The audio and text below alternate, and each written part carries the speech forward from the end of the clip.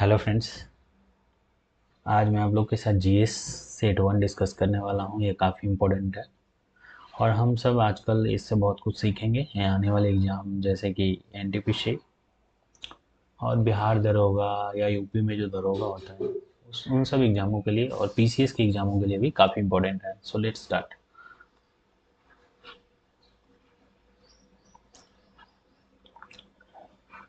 ये अपना first question है कि निम्नलिखित में से कौन शुक्ल यजुर्वेद की संहिता है। तो शुक्ल यजुर्वेद की संहिता कौन सी है, देखिए।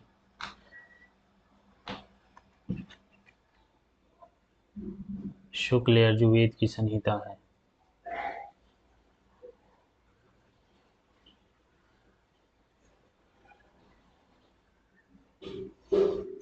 सो आप लोगों ने देख लिया शुक्ल यजुर्वेद की संहिता कौन है, वात्स्यन्य। वात्स्यन्य जो है शुक्ल यजुर्वेद की संहिता है। और ये मैत्रेयनी और तैत्रेय ये सब अलग अलग संहिता है। जैसे बहुत सारे ब्राह्मण ग्रंथ होते हैं, जैसे ऋग्वेद के ब्राह्मण ग्रंथ का नाम क्या है, एक ऐत्रेय और कौशिकी। ऐत्रेय और कौशिकी किसकी है, ऋग्वेद।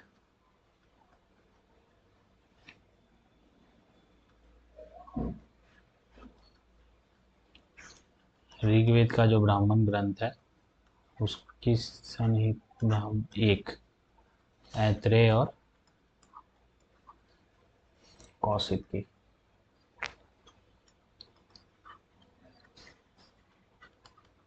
यार ये अच्छे से आ क्यों नहीं रहा है, ऐत्रेय और कौशिकी।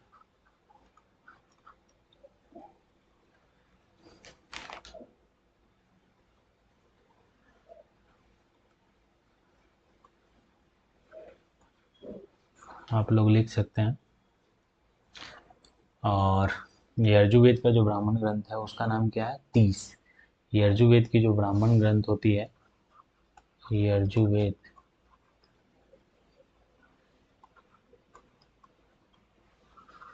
उसको कह सकते हैं तीस। तीस का मतलब क्या हुआ, तो से याद रखना है तैत्रेय जो यहाँ दे रखा है, और स से याद रखना है सतपथ। तैत्रेय और सतपथ।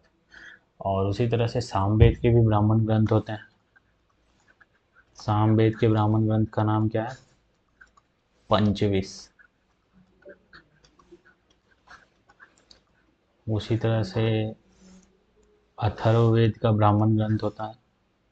अथर्ववेद के ब्राह्मण ग्रंथ का नाम क्या है, गोपथ। गोपथ। तो ये सब याद रखना। चलिए दूसरी क्वेश्चन की ओर देखते हैं। हाथी गुम्फा का अभिलेख किस शासक के विषय में जानकारी का स्रोत है। तो हाथी गुम्फा का अभिलेख यदि थोड़ा सा भी पढ़े होंगे तो ये एक्चुअली कलिंग नरेश खारवेल से जुड़ा हुआ है। और जो खारवेल था वो कौन से वंश का था, खारवेल जो है वो चेदी वंश का है। चेदी वंश का कौन सा शासक है, तीसरा शासक। चेदी वंश का तीसरा शासक है। और चेदी वंश का संस्थापक किसको वहां कहा जाता है, तो महामेघवाहन को। महामेघवाहन को चेदी वंश का संस्थापक है। बाकी अशोक के बारे में जानते हैं, मौर्य वंश है। हर्षवर्धन वर्धन वंश का है। और कनिष्क के बारे में भी आप लोग सब जानते हैं। चलिए निम्नलिखित तीसरा क्वेश्चन, निम्नलिखित में से किन स्थानों पर मध्य पाषाण काल में पशुपालन के प्रमाण मिलते हैं। तो पशुपालन के प्रमाण कहाँ मिलते हैं, ध्यान से देखिए, बागौर में। राजस्थान के बागौर में पशुपालन के प्रमाण मिलते हैं। चलिए चौथा क्वेश्चन, अलाउद्दीन खिलजी ने किस हिंदू शासक को राय रायन की उपाधि दी थी। तो अलाउद्दीन खिलजी ने किस शासक को राय रायन की उपाधि दी थी, देवगिरी के शासक हैं हमारे। देवगिरी के शासक रामचंद्र देव को राय रायन की उपाधि दी थी। क्यों उपाधि दी थी, रामचंद्र देव एक्चुअली कौन से वंश के थे, ये इंपॉर्टेंट है। तो यादव वंश के थे। रामचंद्र देव यादव वंश के शासक हैं। और ये देवगिरी, देवगिरी गुजरात और महाराष्ट्र के बॉर्डर पे पड़ता है।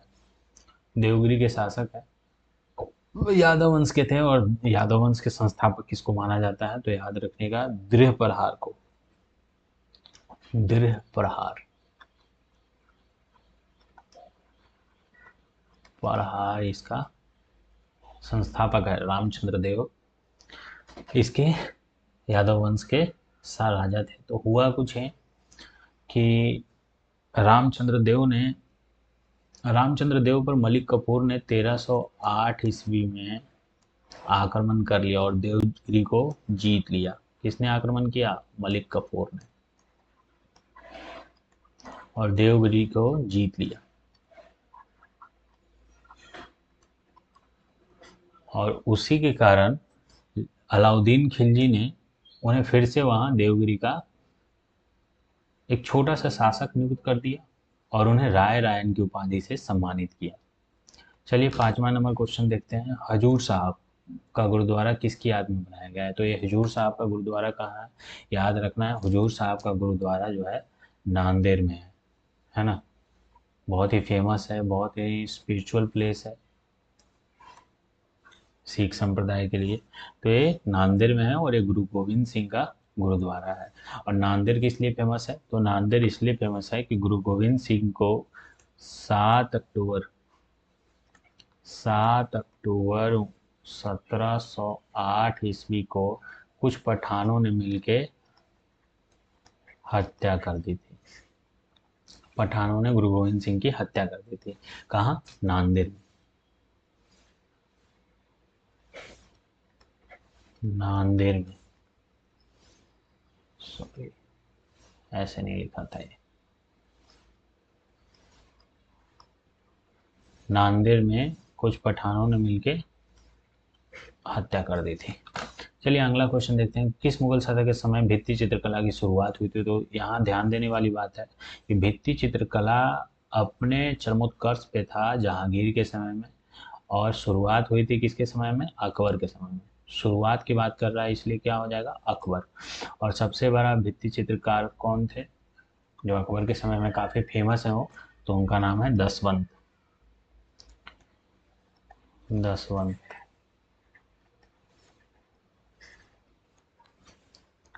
अकबर से रिलेटेड, अकबर चूंकि एक बहुत ही इंपॉर्टेंट फिगर है हिस्ट्री में, तो अकबर से रिलेटेड मैं कुछ चीज़ें डिस्कस करना चाहता हूँ। तो लेट्स स्टार्ट। अकबर जो है, अकबर अकबर अकबर तो अकबर का जन्म कब होता है? अकबर का जन्म होता है 15 अक्टूबर 1542 को। कहाँ जन्म होता है? स्थान क्या है? जन्म स्थान है इसका अमरकोट में। हाँ, अमरकोट में, अमरकोट में इसका जन्म स्थान है। ठीक है। अब जन्म के बाद 13 वर्ष की अवस्था में,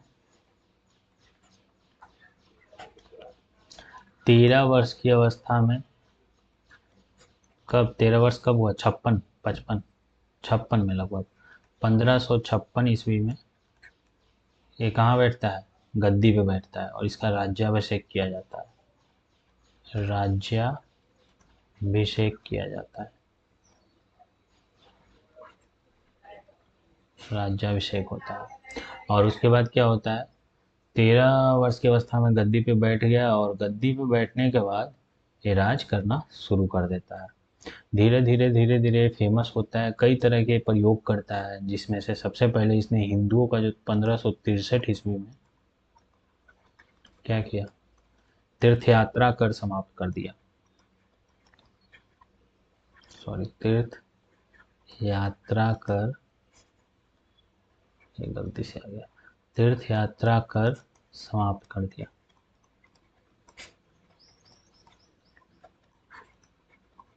फिर क्या किया? उसके बाद क्या किया कि 64, हाँ 1564 ईस्वी में अगले ही साल क्या किया? जो जजिया लगता था, जजिया क्या है? जजिया कर समाप्त कर दिया। देखिए जजिया एक प्रकार का टैक्स था जो हिंदुओं से लिया जाता था उनके धर्म को फॉलो करने के लिए। हालांकि मुस्लिमों से भी एक प्रकार का टैक्स लिया जाता था, लेकिन जजिया बेसिकली हिंदुओं से लिया जाता है था। तो कुछ लोग समझते हैं कि मुस्लिमों से टैक्स नहीं लिया जाता था, धार्मिक टैक्स, लेकिन ऐसा नहीं था, मुस्लिमों से भी टैक्स लिया जाता था, लेकिन जजिया सिर्फ हिंदुओं से लिया जाता था। और जजिया की शुरुआत कुतुबुद्दीन ऐबक ने ही कर दी थी, शायद सही हूँ मैं। चलिए अगला क्वेश्चन देखते हैं, अगला पॉइंट देखते हैं, सॉरी। अब उसके बाद क्या किया, तो प्रयोग करने में माहिर था 1571 ईस्वी में। 1571 ईस्वी में दो काम किए। पहला तो इबादत खाने की स्थापना किया, इबादत खाना की स्थापना किया।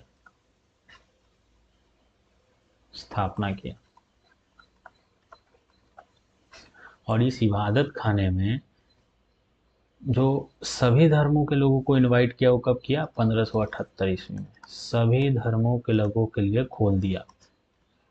इबादत खाना एक्चुअली था क्या, आइए धर्म पे ये लोग चर्चा करते थे, सभी धर्म के लोगों के लिए ही खोल दिया।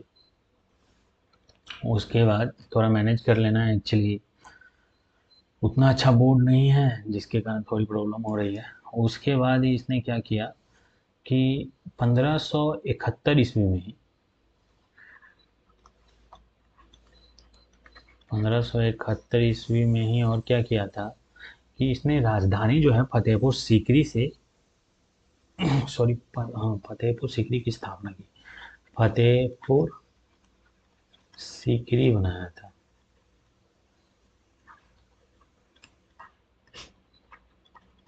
फतेहपुर सीकरी की स्थापना की थी। उसके अलावा क्या किया था, 1576 की बात है, एक युद्ध लड़ा। कौन सा युद्ध लड़ा, हम लोग सब जानते हैं, हल्दी घाटी का युद्ध। हल्दी घाटी का युद्ध लड़ा। और ये किसके किस के बीच हुआ, अकबर वर्सेस राणा सांगा, राणा सांगा के बीच हुआ। उसके बाद बात करते हैं,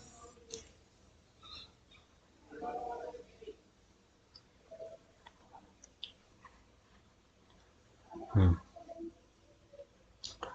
उसके बाद और क्या किया था, हाँ, मजहर की घोषणा की थी। मजहर की घोषणा कब की थी, 1500, एक साल, 2 साल बाद, 2 साल बाद, 1579, सभी धर्मों के लोगों के लिए जब इसने इबादत खाने को खोल दिया तो 1579 में मजहर की घोषणा की।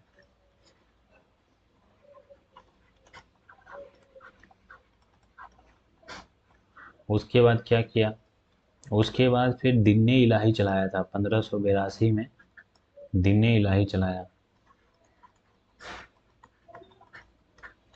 और ये दीन इलाही था क्या, एक धर्म था जिसको हिंदू और मुस्लिम धर्मों के अच्छे चीज़ों को लेके इसने दीन इलाही चलाई थी।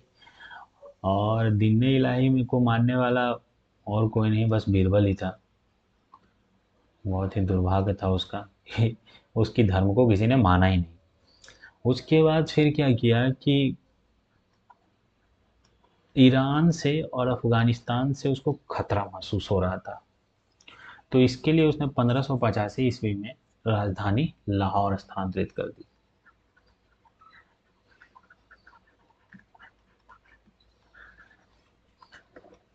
लाहौर लेके गया था। और कुछ पॉइंट है,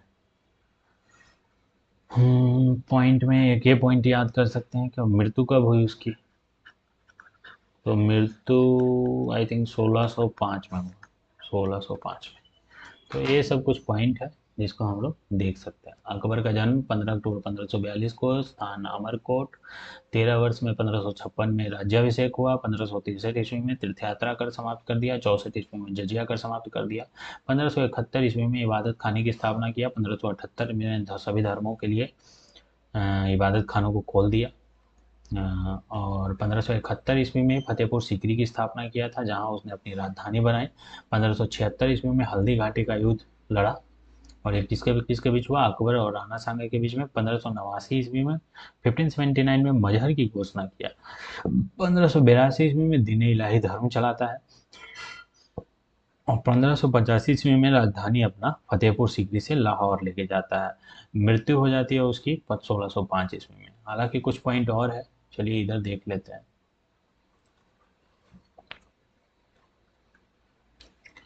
ये पॉइंट क्या है, उसके समय में कुछ कुछ साहित्यिक कार्य हुए, उस पे हम लोग अभी ध्यान देंगे।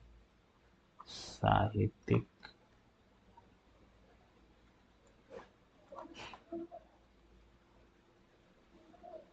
साहित्यिक कार्य क्या क्या हुआ है जी, तो उसको देखते हैं। साहित्यिक कार्य में एक अपना बदायूनी था,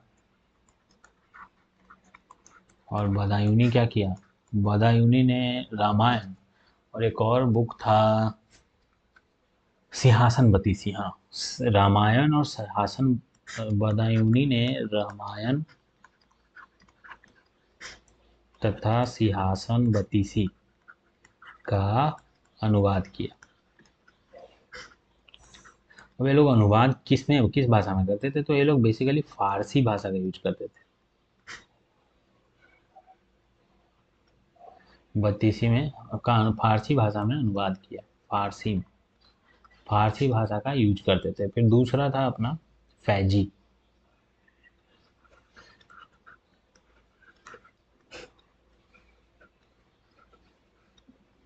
और फैजी क्या किया, तो इसने पंचतंत्र का फारसी में अनुवाद किया।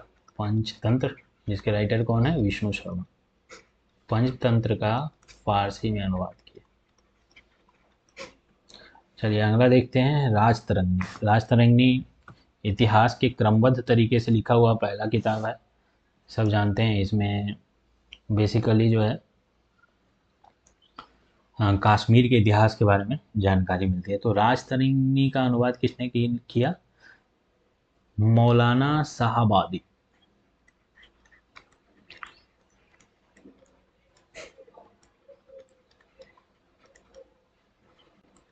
मौलाना साहबादी ने क्या किया, तो राजतरंगिणी का अनुवाद किया फारसी भाषा में।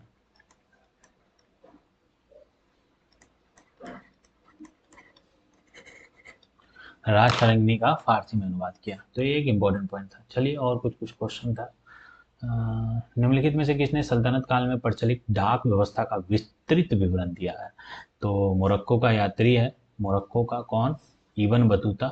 उसने सल्तनत काल में डाक व्यवस्था का विस्तृत विवरण दिया है, इब्न बतूता। और ये किसके शासनकाल में आया था, तो ये आया था अपना प्यारे एमबीटी के शासनकाल में। एमबीटी बोले तो मोहम्मद बिन तुगलक। चलिए अगला क्वेश्चन देखते हैं, निम्नलिखित में से कौन सुमेलित नहीं है। समाचार पत्र, देखिए यदि मैं एक्सप्लेन करने लग जाऊं सबको, तो काफ़ी समय और काफ़ी लंबा वीडियो हो जाएगा, और हमें बहुत सारे क्वेश्चन देखने हैं अभी, इंपॉर्टेंट। सो मुझे लगता है कि हम लोग धीरे धीरे आगे बढ़ते हैं, जो इंपॉर्टेंट रहेगा उसी पे अब डिस्कस करेंगे। अकबर को लगता है मैंने कुछ ज़्यादा ही खींच दिया। चलिए आगे देखते हैं, सोजे वतन। सोजे वतन के संस्थापक कौन थे, सोजे वतन। तो सोजे वतन के संस्थापक, सम्मिलित नहीं है। मेन क्या होता है क्वेश्चन में देखना कि क्वेश्चन पूछ क्या रहा है। तो सोजे वतन के संस्थापक प्रेमचंद्र हैं, बात सही है। इंडियन स्ट्रगल सुभाष चंद्र बोस ने लिखा था, और इस इंडियन स्ट्रगल सुभाष चंद्र बोस ने कब लिखा था, तो आई थिंक 1934 ईस्वी में। 1934 1934 ईस्वी में इंडियन स्ट्रगल सुभाष चंद्र बोस ने लिखा था। फिर भी हिंदुस्तान, तारकनाथ दास की ये पुस्तक है। चलिए अगला देखते हैं, प्रत्येक प्रांत में अकाल आयोग को स्थापित करने की सिफारिश किसने की थी, अकाल आयोग। अंग्रेजों के समय में कॉमन चीज़ क्या थी कि उनको, उनके समय में अकाल बहुत आता था, और वो अकाल से बहुत डरते थे, क्योंकि अकाल आ जाता था तो जो किसान हैं, भारतीय अर्थव्यवस्था अंग्रेजों के समय में कृषि पर आधारित थी, और जो अकाल आने से जो किसान हैं वो कर नहीं दे पाते थे, तो अकाल से वो लोग काफ़ी डरते थे। तो ये सब जितने भी आयोग देख रहे हैं, ये सब सब मैकडोनाल्ड आयोग या स्ट्रेची आयोग, स्मिथ आयोग के बारे में मुझे नहीं जानकारी, पर ये दोनों जो आयोग है वो अकाल आयोग ही था। और स्ट्रेची आयोग सबसे पहले लॉर्ड लिप्टन लेके आया था, क्योंकि 1576 से 79 तक एक भयंकर अकाल आई थी।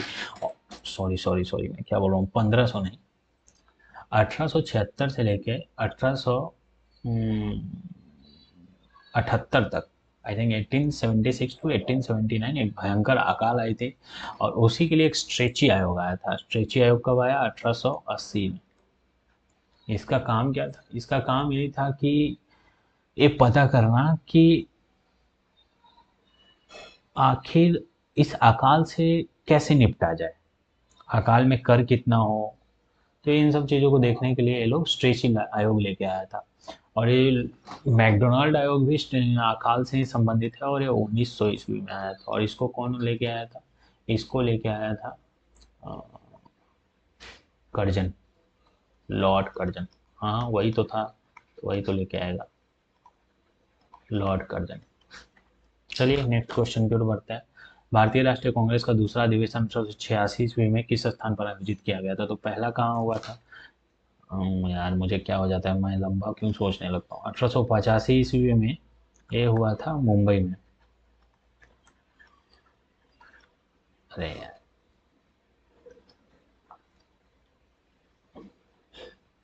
1885 ईस्वी में ये कहाँ हुआ था? मुंबई में।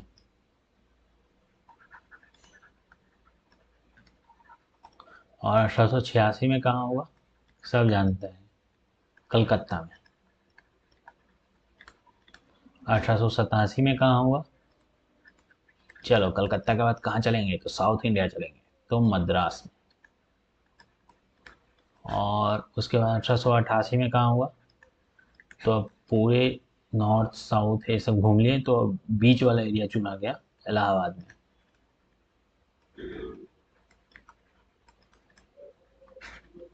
ये सब है। चलिए नेक्स्ट क्वेश्चन की ओर बढ़ते हैं।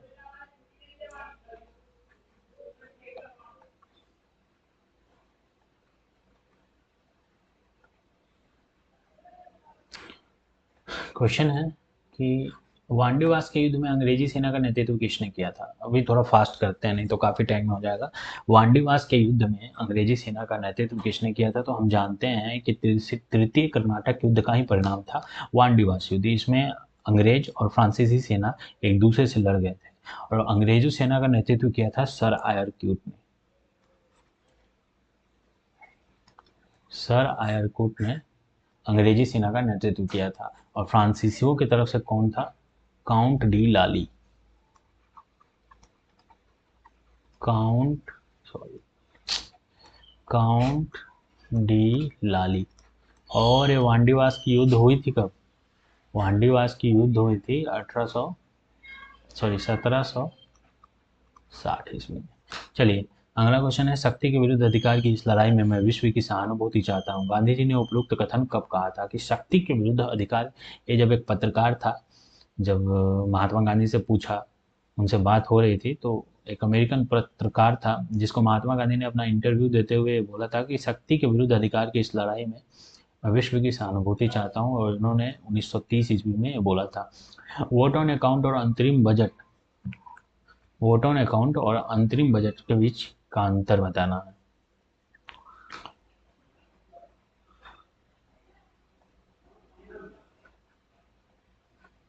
हाँ सॉरी, वोट ऑन अकाउंट और अंतरिम बजट में क्या अंतर होता है? ये बहुत ही बेसिक बात है।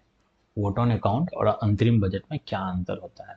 तो देखिए, अंतरिम बजट को पहले समझते हैं। अंतरिम बजट तब लेके आया जाता है जब सरकार का 5 साल पूरा होने वाला हो। जैसे इस साल 2025 में जो बीजेपी गवर्नमेंट थी, उनके 5 साल पूरे होने वाली थी, इसलिए उन्होंने अंतरिम बजट लेके आया कि हाँ भाई, जब तक हैं फिर देखा जाएगा, है ना। तो ये इस साल का बजट क्या है? 2025 का जो बजट है वो अंतरिम बजट है।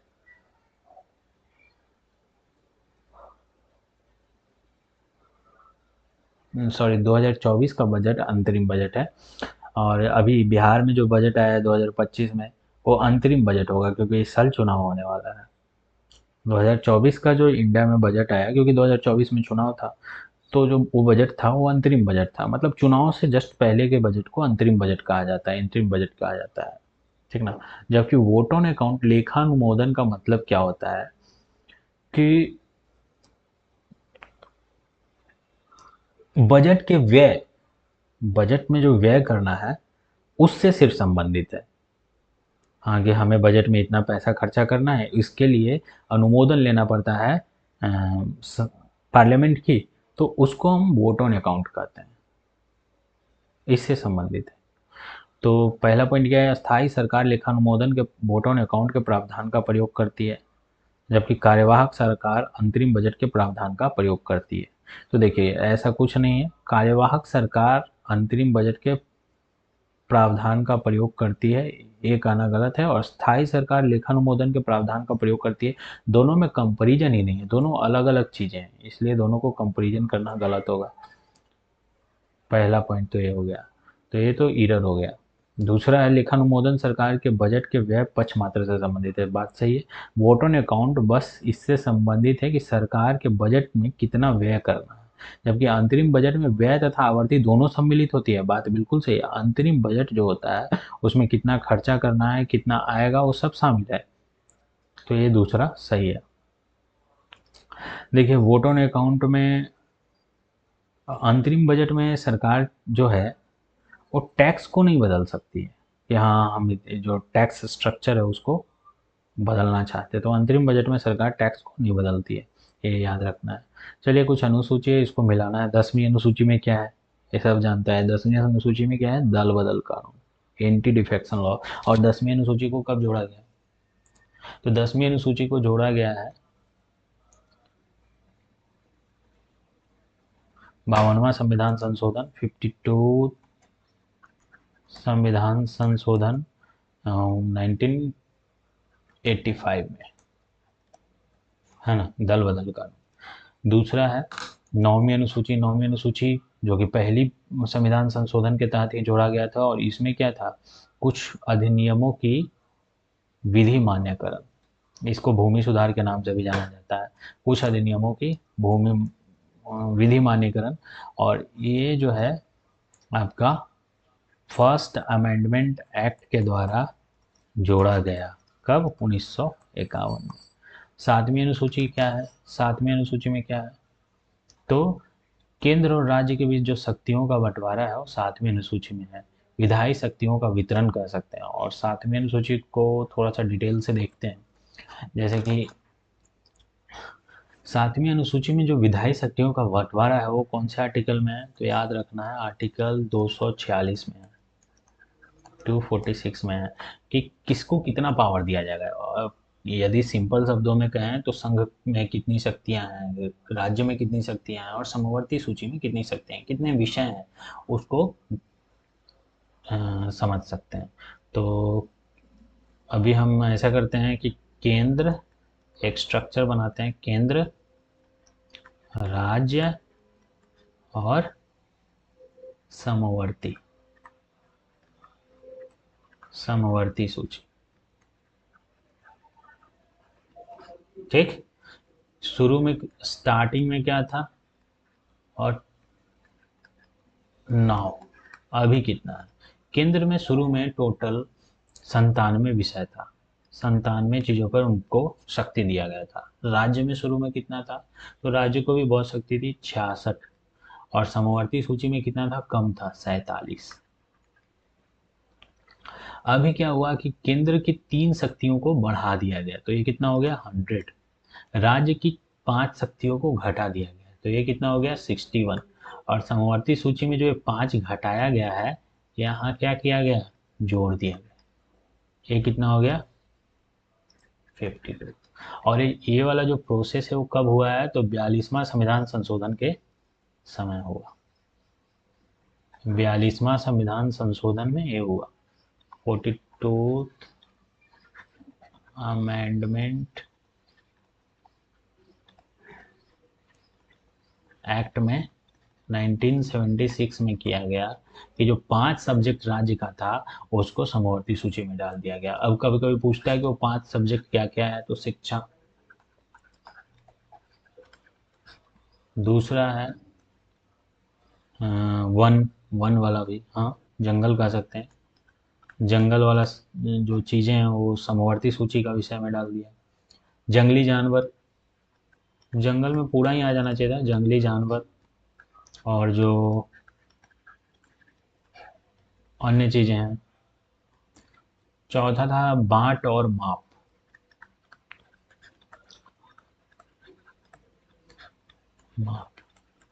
और पांचवा जो पॉइंट था वो था, इधर लिख देते हैं,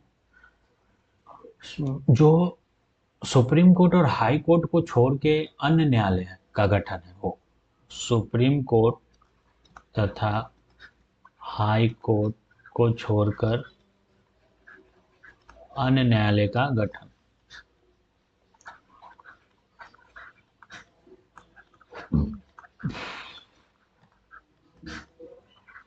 का गठन वगैरह जितना भी हो समवर्ती सूची में डाल दिया। पहले ये राज्य सूची का विषय था। और बाकी बात करते हैं भाषाएं। तो भाषाएं हमारे कौन से सूची में है? तो भाषाएं जो है वो 8वीं अनुसूची में है। अब इस पे भी डिटेल्स में ऐसा है कि पहले शुरुआत में कितना था, फिर 8वीं अनुसूची, चलिए इस पे भी देख लेते हैं। 8वीं अनुसूची में शुरुआत में टोटल 14 भाषाएं थी। जब संविधान बना तो 14 भाषाएं थी। और वर्तमान में कितना है?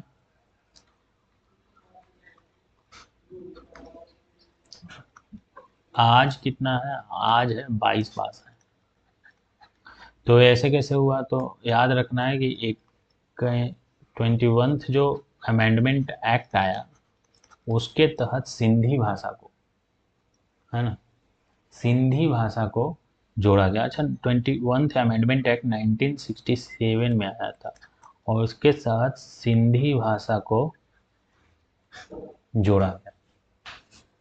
उसके बाद फिर 21 के बाद 71वां संविधान संशोधन अमेंडमेंट एक्ट आता है। और ये कब आता है?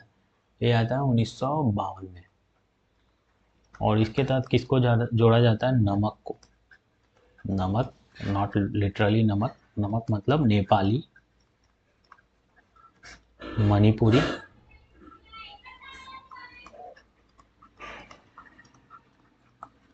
और कोंकणी।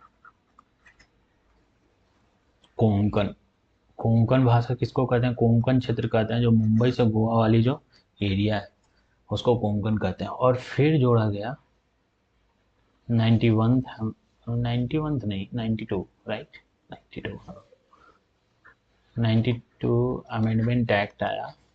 और ये कब आया? 2003 में। और इसमें किसको जोड़ा गया? बोर्ड मास को। गॉड, स्पेस नहीं बचा, इधर लिख देते हैं, बोर्ड मास को जोड़ा गया। बोर्ड मास, बोडो, डोंगरी, आई थिंक ये सब आप लोग जानते होंगे, मैथिली और संथाली को, संथाली भाषा को जोड़ा गया। चलिए नेक्स्ट क्वेश्चन की ओर चलते हैं। भारतीय संविधान में उल्लिखित व्यापार और वाणिज्य की स्वतंत्रता की अवधारणा किस देश से लिया गया है? व्यापार और वाणिज्य की स्वतंत्रता चाहिए। और ये कौन से भाग में है, कौन से पार्ट में है? तो ये 13, भाग 13 में है ना, कि राज्य की विभिन्न राज्यों के बीच व्यापार और वाणिज्य करने की स्वतंत्रता भाग 13 में है। तो ये है कि ये कहाँ से लिया गया है? तो ये ऑस्ट्रेलिया के कॉन्स्टिट्यूशन से प्रेरित है। अगला क्वेश्चन देखते हैं। भारत के संविधान में कौन सा कल्याणकारी राज्य के आदर्श की घोषणा करता है? तो कल्याणकारी राज्य ऑफकोर्स राज्य का नीति निर्देशक तत्व। और ये कहाँ से कहाँ तक है? भाग 4 में है और 36 से आर्टिकल 36 टू 51 है राज्य के नीति निर्देशक तत्व। ज़्यादा डीप में नहीं जाएंगे फिर कभी। ये तो ख़त्म हो गया। अब इनको देखते हैं, नहीं तो बहुत समय लग जाएगा। 17 नंबर क्वेश्चन है कि भारत के संविधान के उद्देश्य में से एक रूप में आर्थिक न्याय का वर्णन किस में किया गया है? कहाँ पे आर्थिक न्याय शब्द है? तो हम भारत के लोग भारत को एक संपूर्ण प्रभुत्व संपन्न सामाजवादी पंथनिरपेक्ष लोकतांत्रिक गणराज्य बनाने के लिए तथा यहाँ के समस्त नागरिकों को सामाजिक, आर्थिक और राजनीतिक न्याय, तो न्याय 3 प्रकार के, सामाजिक, आर्थिक और राजनीतिक, और इसका चर्चा कहाँ किया गया है? उद्देशिका में। इसके अलावा ये कहाँ है? राज्य के नीति निर्देशक तत्वों में। कौन से आर्टिकल में? तो 38 में। 38 क्या कहता है? 38 कहता है कि राज्य को सामाजिक, आर्थिक तथा राजनीतिक न्याय सुनिश्चित करना पड़ेगा। तो आंसर क्या हो जाएगा? B number. अगला देखते हैं, उच्चतम न्यायालय द्वारा परमादेश जारी करने के संबंध में कौन सा कथन साबित सही है। तो इसके बारे में हम सब लोगों ने पढ़ा है कि जो सुप्रीम कोर्ट आर्टिकल 32 के तहत 5 प्रकार के रीट जारी करता है। बंदी, प्रत्यक्षीकरण, परमादेश, इस तरह से 5 प्रकार के रीट जारी करता है।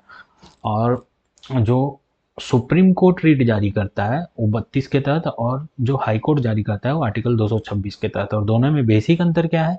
बेसिक अंतर ये है कि जो सुप्रीम कोर्ट रीट जारी करता है वो फंडामेंटल राइट्स है, जबकि जो हाई कोर्ट रीट जारी करता है वो फंडामेंटल राइट्स नहीं है। वो कौन सी राइट है? वो है कानूनी अधिकार, कॉन्स्टिट्यूशनल राइट्स है। तो उच्चतम न्यायालय द्वारा परमादेश 5 रीटों में से एक है। जो जारी करता है वो किसके लिए जारी करता है? किसी भी ऑफिसर्स के लिए, किसी अधिकारी को सरकारी आदेश निभाने के लिए जारी करता है कि भाई आपने ये काम क्यों नहीं किया, आपको ये करना है। तो 19 नंबर, भारत में नए राज्यों के निर्माण के लिए विधेयक को संसद में पारित करने की आवश्यकता है। तो नए राज्य का निर्माण, है ना, आर्टिकल 2 के तहत करना है, तो साधारण बहुमत के द्वारा ये हो जाएगा। साधारण बहुमत और विशेष बहुमत में क्या अंतर होता है? विशेष बहुमत में है कि जितने लोग उपस्थित हैं उसके 2/3 बहुमत होना चाहिए, और जो 2/3 बहुमत हो रहा है वो आधे से ज़्यादा होना चाहिए। आई थिंक आप लोग नहीं समझे होंगे। तो इसका मतलब ये है कि अभी टोटल हमारे मेंबर ऑफ पार्लियामेंट की संख्या 543 है। आई नो आप लोग बोलेंगे कि नहीं 552 होता है, लेकिन अभी टोटल जो इलेक्टेड है वो 543 है। और उन 543 का आधा, 543 का आधा कितना होता है? तो ये हो गया लगभग 271 या 272, चलो 272। तो विशेष बहुमत का मतलब होता है 272 से ज़्यादा वोटिंग होना चाहिए, और जितने भी लोग उस दिन अवेलेबल थे उसका 2/3 होना चाहिए, 2/3 से भी ज़्यादा। तो वो विशेष बहुमत होता है। साधारण बहुमत से ही नए राज्यों की स्थापना हो जाएगी। श्रीलंका के बाद भारत का दूसरा निकटतम समुद्री पड़ोसी देश कौन है? तो इंडोनेशिया, याद रखना है। शून्य अक्षांश तथा शून्य अंश देशांतर मिलते हैं, तो ये कहाँ मिलते हैं?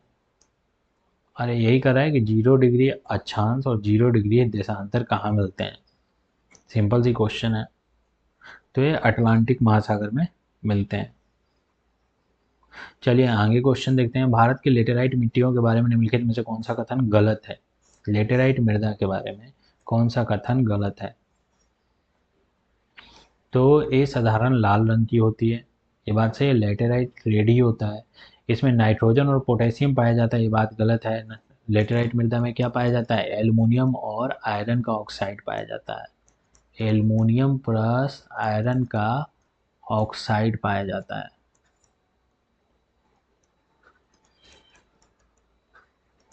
ऑक्साइड पाया जाता है, सॉरी। इनका राजस्थान और उत्तर प्रदेश में अच्छा विकास हुआ, बिल्कुल बात गलत है। ये राजस्थान और उत्तर प्रदेश में क्या करेंगे?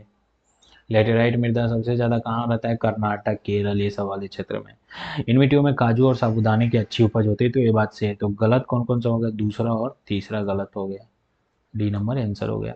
चलिए निम्नलिखित राज्य मार्गों को मतलब मिलाना है। तो जो राष्ट्रीय जलमार्ग 1 है ये कहाँ से कहाँ तक है? राष्ट्रीय जलमार्ग 1 जो है वो हल्दिया से इलाहाबाद तक है। राष्ट्रीय जलमार्ग 2 कहाँ से कहाँ तक है? तो राष्ट्रीय जलमार्ग 2 जो है वो धुबरी से सदिया तक है। धुबरी से सदिया तक है। धुबरी कहाँ है? धुबरी असम में पड़ता है। राष्ट्रीय जलमार्ग 3 कहाँ है? कोट्टापुरम से कोल्लम तक। और राष्ट्रीय जलमार्ग 9 कहाँ है? अल्लापूजा से कोट्टायम अत्थियरामपूजा अतनाहर तक। चलिए नेक्स्ट क्वेश्चन की ओर देखते हैं।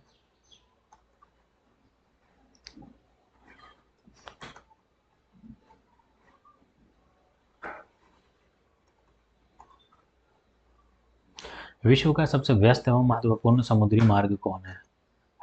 इस पूरे विश्व का व्यस्त और महत्वपूर्ण समुद्री मार्ग कौन है?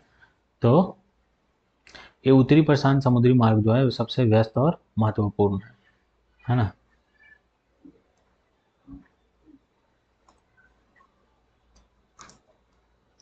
ये वाला जो है सबसे व्यस्त है।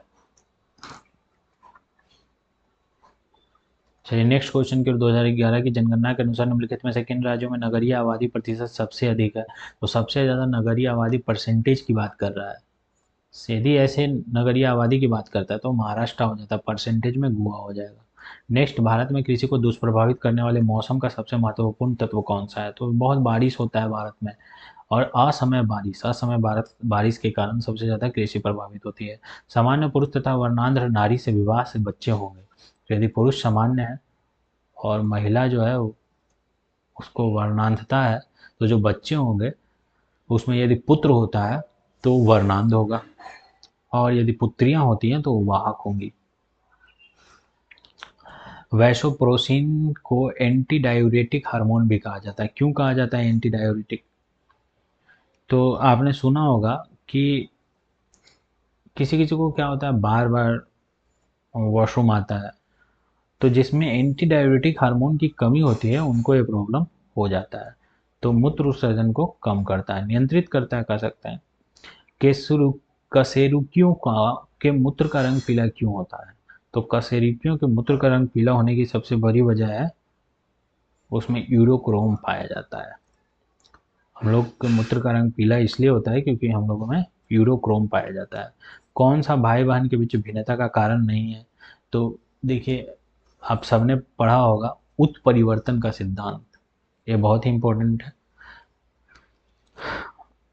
उत्परिवर्तन का सिद्धांत सबने पढ़ा है ना।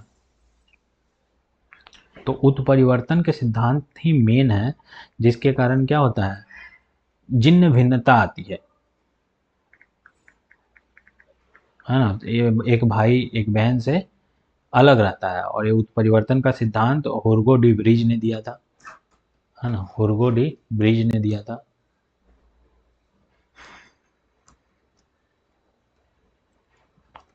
हुगो डी ब्रिज,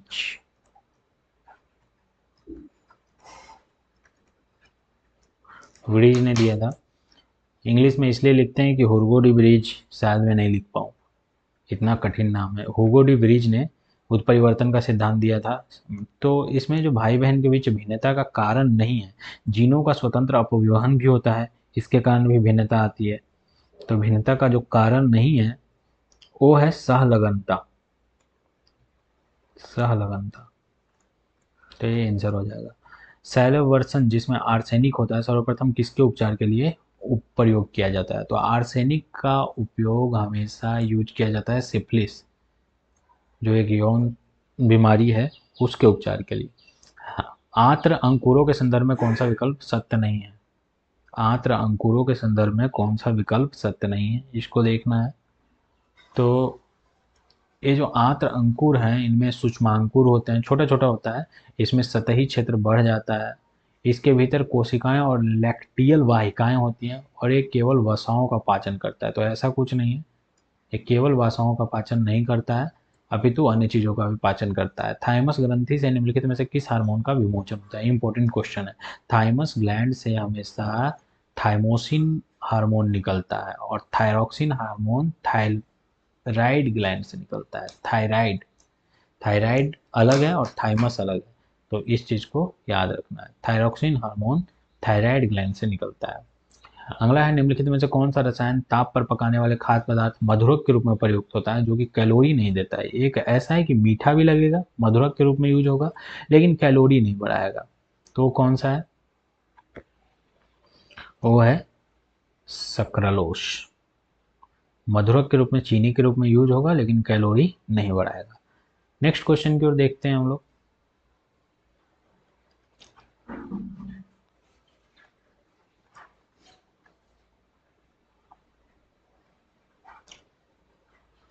क्या होता है जब दो पृष्ठों को बलपूर्वक दबाया जाएगा? अब आप सबको पता है कि जो फ्रिक्शन है, फ्रिक्शन ऑफ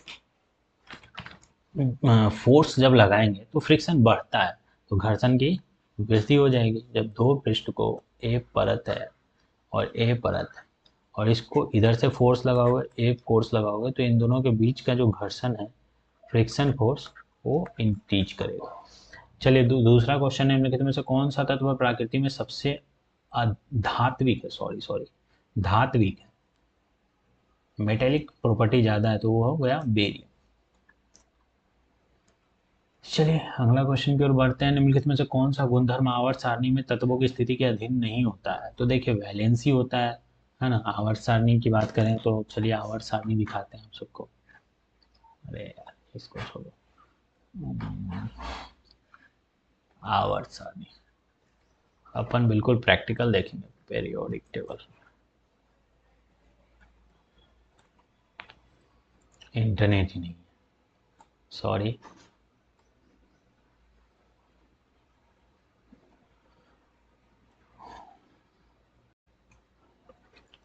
हाँ तो दोस्तों इंटरनेट इंटरप्शन हो गया था, जिसके कारण वो वीडियो पॉज हो गई थी। तो ये है अपना पीरियोडिक टेबल, और पीरियोडिक टेबल में जो ये हाइड्रोजन वाला है, ये पहला वर्ग है, दूसरा वर्ग है ना। तो जो फर्स्ट वर्ग है उसकी वैलेंसी एक एक रहेगी, दूसरे वर्ग की वैलेंसी दो रहेगी, ऐसे चलता है। A S group, A P group, A D group और ए एफ ग्रुप कहलाता है ना। ये जो देख रहे हैं ये क्षारीय धातु, ये देख रहे हैं क्षारीय मृदा धातु, alkyne metals, alkyne earth metals, है ना। और इन सबको ट्रांजिशन मेटल्स कहा जाता है, संक्रमण धातु कहा जाता है। तो क्वेश्चन क्या था? क्वेश्चन ये था कि आवर्त सारणी में कौन सा गुणधर्म के अधीन नहीं होता? तो वैलेंसी होता है, परमाणु आकार होता है। यदि परमाणु आकार यदि नीचे जाओगे तो क्या होगा? वैलेंसी बढ़ेगा, तो परमाणु आकार बढ़ते जाएगा। बढ़ात्मक कक्षा में ये मौजूद इलेक्ट्रॉनों की संख्या के अकॉर्डिंग भी होता है। यदि लेफ्ट टू राइट जाओगे तो मौजूद इलेक्ट्रॉनों की संख्या बढ़ते जाती है, अर्थात धात्विक गुण खोते जाता है। तो तत्व का रंग जो है ये नहीं रहता है। नेक्स्ट क्वेश्चन, निम्नलिखित में से कौन सा एक उपधातु का उदाहरण है? तो उपधातु हम लोग सब जानते हैं कि 7 उपधातु होते हैं, और वो कौन कौन है? चलिए आवर्त सारणी में ही चलते हैं। 7 उपधातु कौन कौन है? ये जो देख रहे हैं, ये जो लाइन से बना हुआ है, barium, silicon, germanium, arsenic, antimony और टेल्यूरियम, और एक पोलोनियम भी होता है। ये 7 उपधातुओं के बारे में कहा जाता है। पोलोनियम को ग्रीन इसलिए कर रखा है कि इसके बारे में कहा जाता है कि कभी कभी तो ये उपधातु की तरह बिहेव करता है, और कभी कभी ये उपधातु की तरह बिहेव नहीं करता है। तो इसलिए इसको याद रखना है कि बेसिकली 7 उपधातु होते हैं, barium, silicon, germanium, arsenic, antimony और टेल्यूरियम, और एक पोलोनियम, है ना। चलिए नेक्स्ट क्वेश्चन की ओर बढ़ते हैं हम लोग। निम्नलिखित में से कौन सी एक उपधातु का उदाहरण है? तो हम लोगों ने देख लिया, सीसा, सीसा नहीं, ऑफकोर्स सोना नहीं, सिलिकॉन, सिलिकॉन था। बहुत उच्च तापमान को मापने के लिए हम प्रयोग करते हैं, तो बहुत ही हाई टेम्परेचर है उसको मेजर करने के लिए ताप वैद्युत तापमापी का यूज करते हैं। नेक्स्ट क्वेश्चन है, जल शोधन में कौन सी प्रक्रिया का प्रयोग किया जाता है? तो जल शोधन करने के लिए रिवर्स ऑस्मोसिस अर्थात विपरीत परासरण का यूज करते हैं। नेक्स्ट क्वेश्चन है, पारिस्थितिकी तंत्र में ऊर्जा प्रवाह के संबंध में क्या असत्य है? तो देखिए एनर्जी का जो फ्लो होता है वो उत्पादक से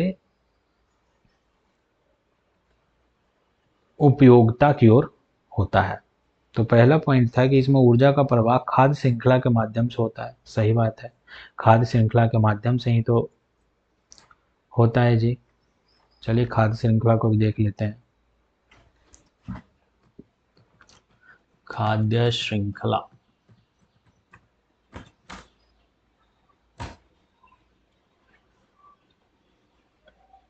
तो ऐसे अपना खाद्य फूड चेन चलता है, सब जानते हैं हम लोग।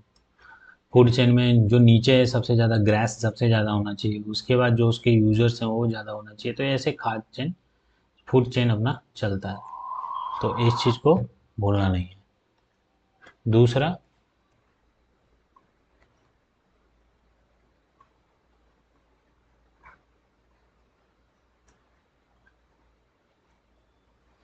तो अगला क्वेश्चन की ओर देखते हैं, पारिस्थितिकी तंत्र में ऊर्जा का प्रवाह का संबंध में क्या सत्य है? तो ऊर्जा का प्रवाह एक दिशीय होता है, ये बात सही है।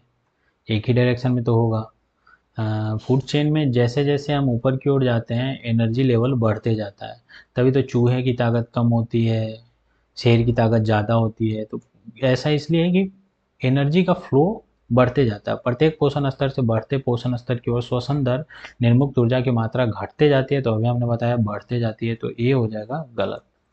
उत्पादक और सौर सौर ऊर्जा के केवल दृश्य स्पेक्ट्रम को अवशोषित करने में सक्षम होते हैं, तो ऐसा कुछ नहीं है, पानी से भी तो अपनी एनर्जी लेते हैं।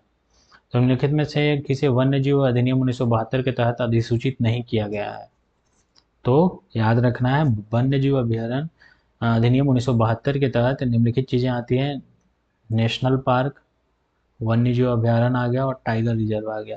बाकी बायोस्फीयर रिजर्व के बारे में बात नहीं की गई, दोनों में बहुत अंतर होता है। राष्ट्रीय उद्यान छोटा हुआ, है ना, वन्य जीव अभ्यारण्य उससे थोड़ा बड़ा हुआ, और सबसे बड़ा जो एरिया आता है उसको कहते हैं बायोस्फीयर रिजर्व। इस चीज़ को याद रखना है। चर्चित पुस्तक अर्थशास्त्री गांधी में लेखक कौन है, तो अर्थशास्त्री गांधी के लेखक कौन है, तो इस चीज़ को याद रखना है, जयतीर्थ राव। जयतीर्थ राव जो हैं अर्थशास्त्री गांधी के लेखक हैं। नेक्स्ट क्वेश्चन की ओर बढ़ते हैं हम लोग।